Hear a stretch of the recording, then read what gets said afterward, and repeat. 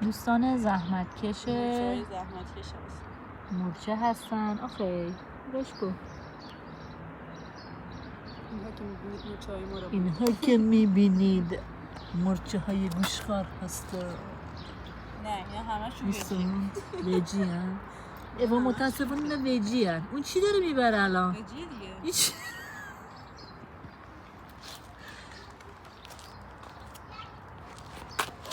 دوستان ویجی ولی لونه‌شون از کجا دارن میرن که اصلا لونه‌ش اینا رو اشتباه زدن. ای با چقدر طولانیه. کیه؟ کیه؟ ببین چه وسیعه.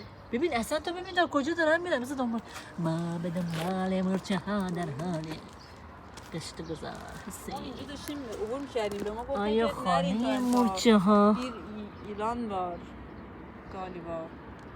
بابا ایران نیست. اون بدبخت است که ایران نیست. همون بدبختم اگه باشه من تو خودم خدایا چقدر زحمت کشیده. ای خدا. یعنی تو فقط ببین این بچه چه زحمتی داره میکشه. تو اون لحظه که یه چیزی درازی داره میره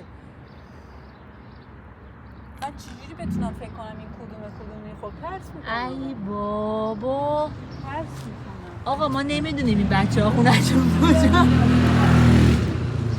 بذار ببینم بربچ. اوه تازه اینجا تموم نمیشم میرم. اوه آرکا داشته خیلی خونه طولانیه. تفلک‌ها چه زحمتی میکشن ها. کیلومتر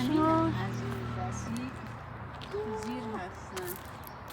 واو. آها پیدا کردن. اینجا پیدا کردن. نه خیر اونجاست آقا مسیر داره میرم شما پیدا نمی‌کنید. ای خدایا بعد خیلی